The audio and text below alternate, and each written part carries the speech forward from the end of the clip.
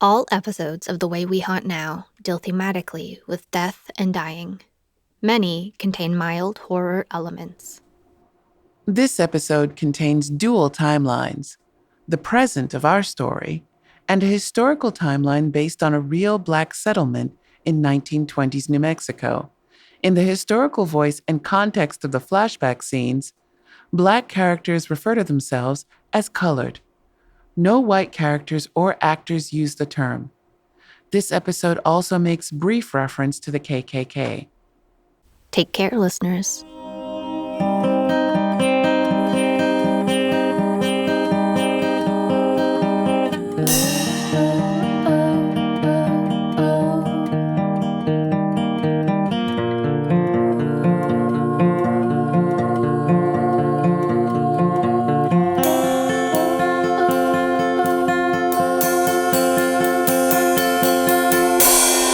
This is The Way We Haunt Now, Episode 23, The Seamstress.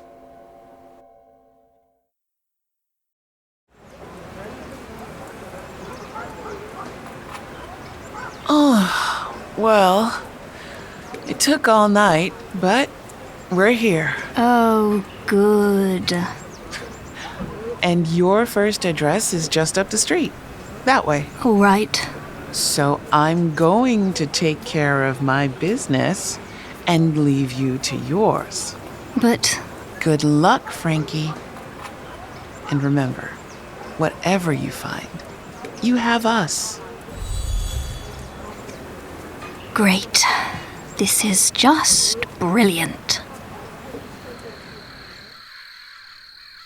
The thing you need to know about Josie is that she doesn't do anything lightly. She may seem brash and impulsive, but I've known her for a very, very long time, and I promise you, she's not. Deep down, she's constantly weighing actions, words, and decisions. It just seems abrupt to us, because we aren't privy to that process. Oh yeah? How long have you two known each other? Well, I was alive when we met. You're kidding. I should have known that. Why didn't I know that? And Josie hadn't quite materialized as a ghost. Huh? Okay, here we go. House should be pretty close. Being a ghost is making me lazy. I wish I could just zap over there. Void-blasted ghost physics. You have to know where you're going to get the fancy whoosh and zap perks. I wonder if Lota covered that in Ghost Club. Not that we talk about Ghost Club.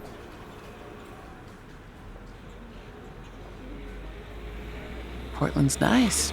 At least what I can see of it. Really funny to think one of my, what's the word? Antecedents? No, descendants. One of my descendants lives here. Maybe. Pretty far away from New Mexico.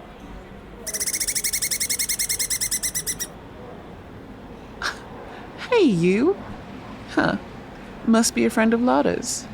Are you checking up on me, little guy? How did you even find me? You know what? Never mind. Let death have some mystery still. Tell Lota Frankie and I arrived here just fine. We'll be home soon. At least, Frankie will. You're right. It is good to have family. Now to meet the family I've neglected.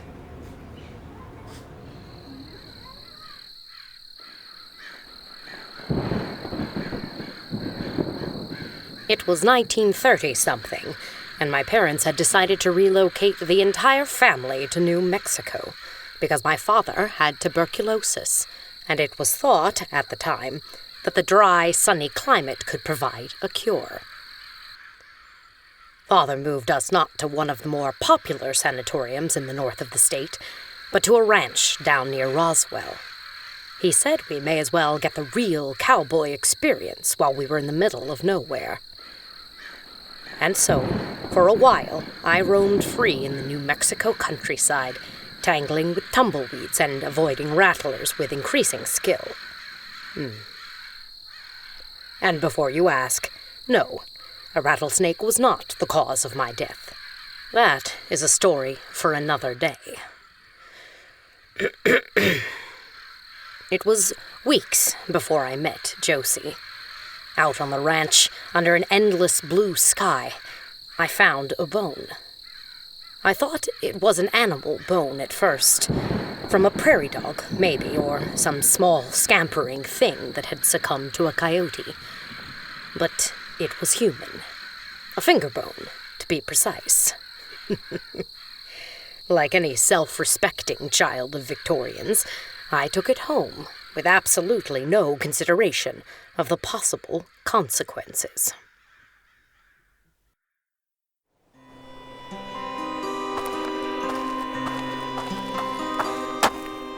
Why? We lost everything. You know why, Josie. Nothing left but what we could carry. And ain't no one willing to help us leave. Ain't right, Netta. It just ain't right.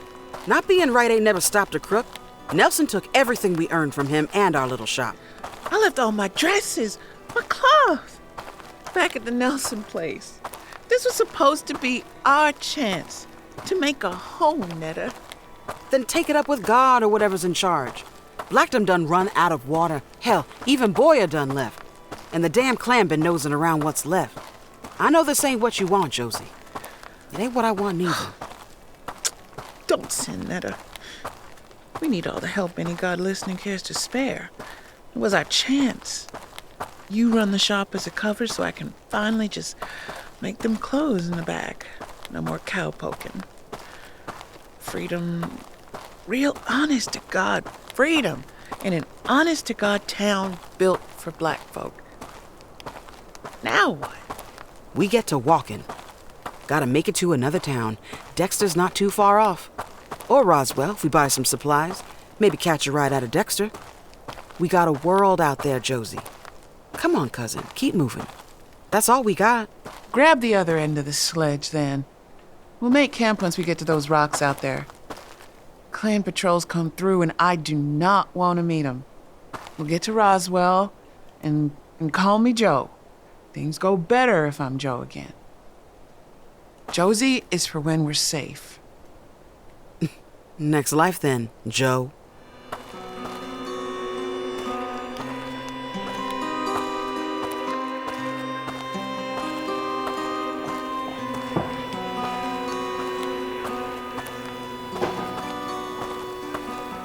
Here we are in glorious Dexter.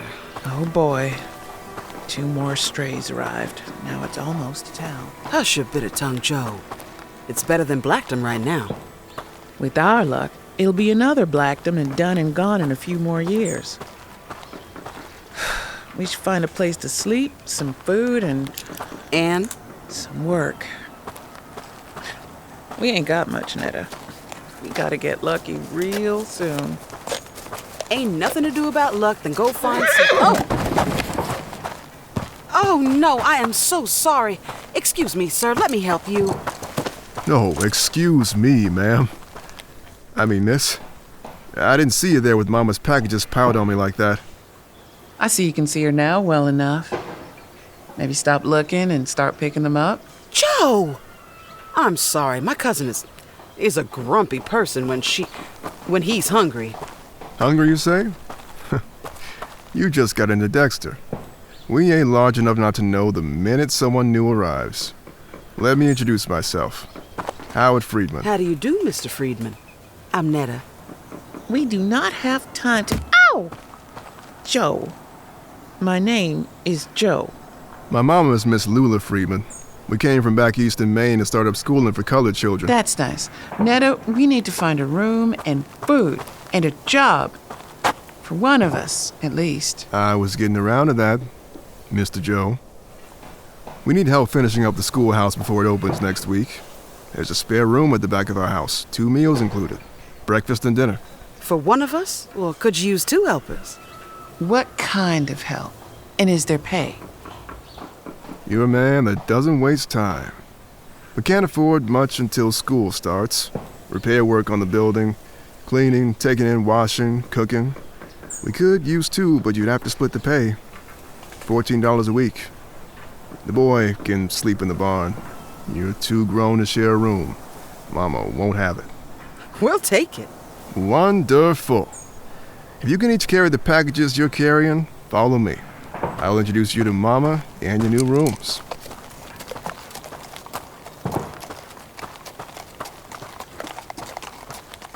Netta, what are you doing? We don't know this man. And $14. We might be able to get at least 10 each somewhere else. We needed a room, food, and a job. The good Lord done seen to all 3, and we didn't spend a penny. Josie, please. I know he's a stranger, but I got a good feeling. Every new person isn't bad. I'm sure you do got a good feeling. And it's because of that skinny man with the fancy clothes. Yes, he's handsome. Is that a crime? We earned some money to start over. We can even start over right here without going on to Roswell. I don't want to stay in another small town stuck in their small ways. We deserve better. I deserve to be Josie. We stay for now. If these fancy colored folk treat us nice, but we save up. Roswell is just a few miles away. We can have $50 in a month or 2. I'll go first and send for you. Agreed? I don't like us separating, Josie. Fine. But we're staying the night at the very least, and I want his mama to like us so we can get these jobs. So be happy. Less rude. That's easy enough, because I declare our bad luck streak over. Oh, don't you dare fall for this man and his mama. We got plans, cousin. All right, Netta. Best behavior. We got the luck with us now.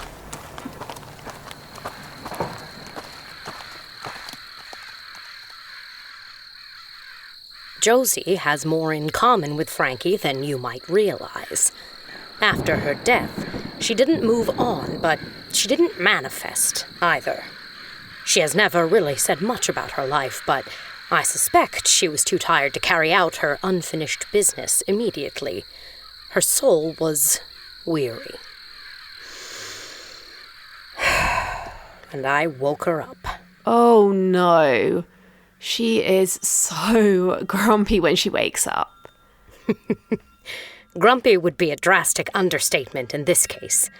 Josie woke up furious about everything she'd lost, about the fact that she couldn't just fade away and forget the pain, about the fact that she'd been woken by a careless child. She directed all of that anger toward me and my parents. Were they... They were fine. We were all fine because I wasn't just a careless child. I was an incorrigible, imperious one. The spoiled only daughter of a wealthy man and his beloved bride. I didn't like the way that Josie was acting, and I told her so. Then I took her bone and left it out on the plains, as close to where I found it as I could. By the time Josie made her way back to us, she'd calmed down enough to communicate. She never told me all of it. She's always kept her past close to the chest, like a hand of playing cards. All I knew was that she'd lost a lot, and what she needed more than anything else was to be connected to someone, to have a family. What did you do, you terrible child? I didn't do anything wrong. I just found an interesting bone and brought it home to show my parents. You've been attacking us for days. Bone? What bone? Where am I? You kidnapped me. That's it. That's it. You're the horrible one. You awful, terrible ghost. I'm putting your bone right back where I found you. You lying, wicked child. I am no ghost. I'm a freedman. You better let me out of here. From whatever clan house this is. I'm alive. I am alive. I must get back to Netta. You can't hold me here. You cannot hold me here.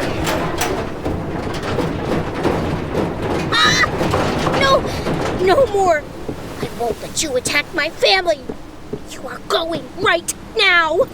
But what's happening?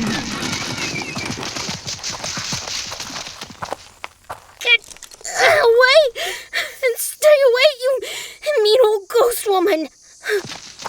Oh, I'm out here now. Was that girl telling me the truth? I'm dead? I'm a ghost? And where's Netta? Where am I? Where am I now? I need help. I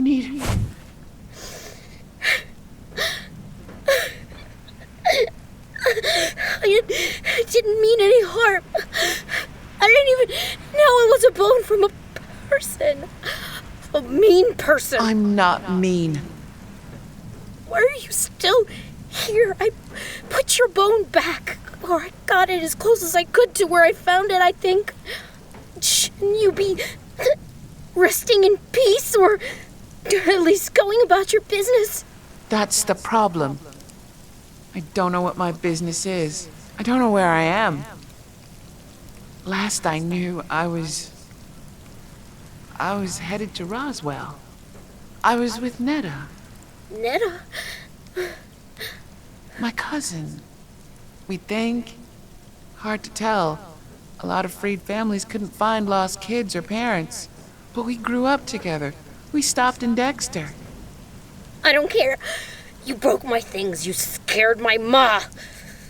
Go away. You brought me here. I don't know how I got here. I need your help. Stop yelling at me. You stop yelling at me, and this is your fault. It's not my fault you're dead. Well, stop saying that. I can't be dead. I just can't. You are. I'm sorry, but you are. I found your bone when I was out riding, and I brought it back home because I thought I could make a whistle out of it. I swear. I didn't mean any harm or disrespect. But you gotta behave or I won't talk to you anymore. And if you want me to help you, you need me to talk to you. Deal? I'm a ghost. I'm really dead. And I'm a ghost. Deal, miss. What's your name, girl? Mine is Joe. It was. Call me Josie. I don't need to be Joe no more. Josie. I'm Mary, Josie. What happened to you? Now, miss... Mary, just Mary. Mama says Mrs. for grown-ups. All right, Miss Mary. Last I knew, it was 1921. And me and Netta, we just lost our home in Blackton to a crook. So we made for Dexter first. We've been together ever since. She was there when I died, there when I learned how to haunt. At some point, she came across a rusted-out sewing machine and remembered a dream she'd always had and started sewing. And she hasn't looked back since.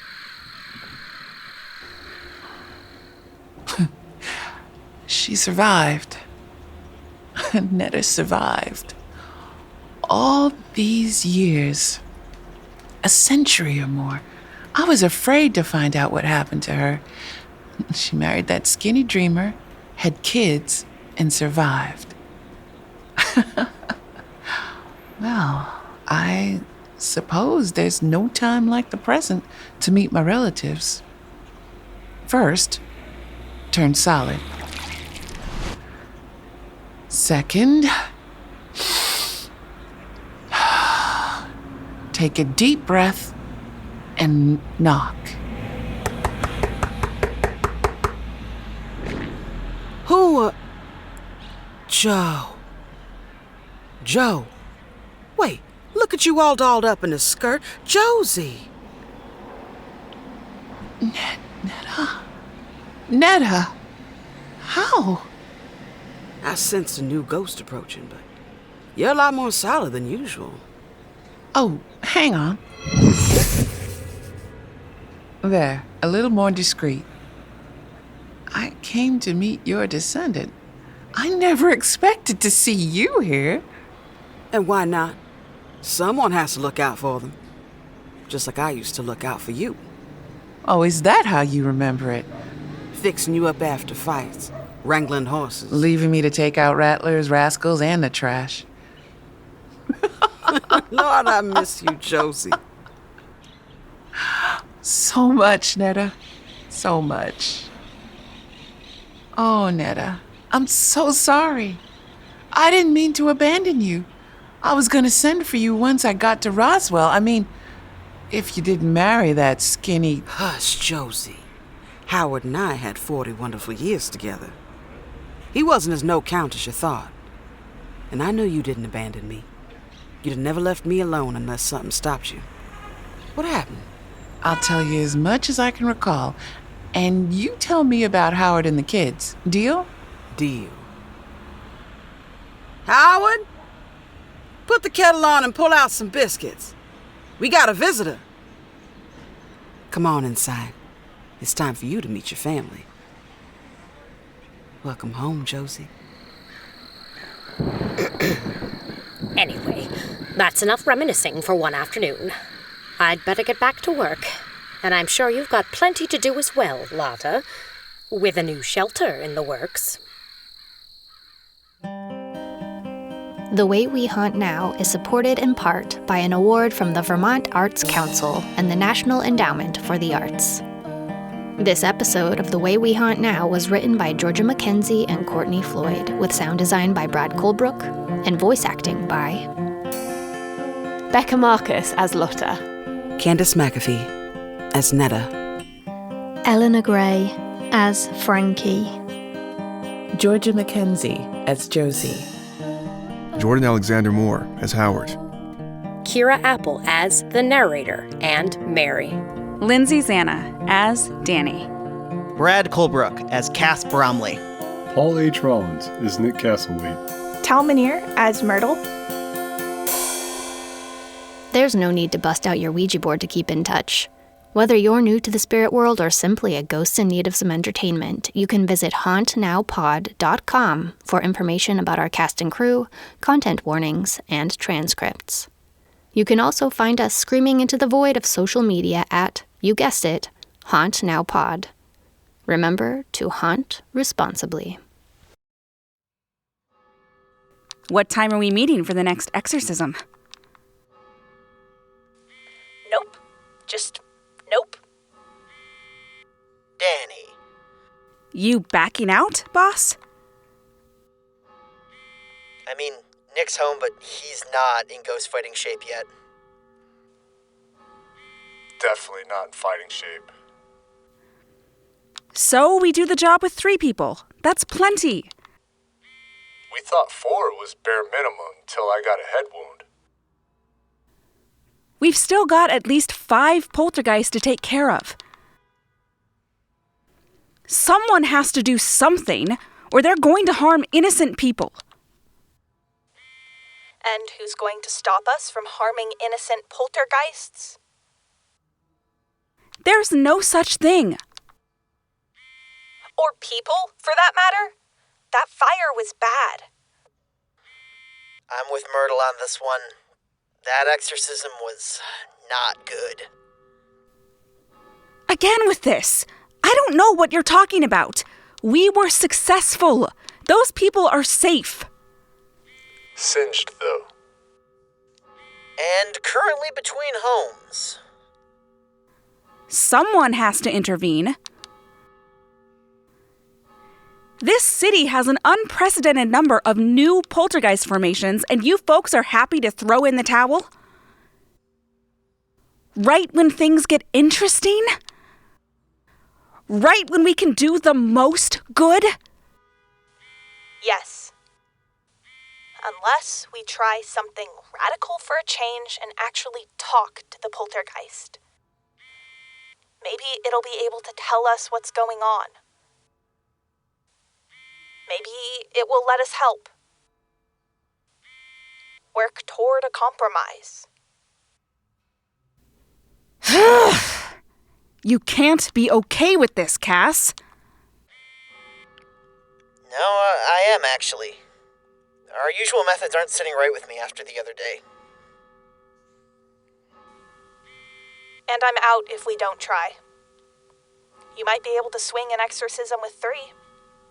There's no way you can do it with just 2.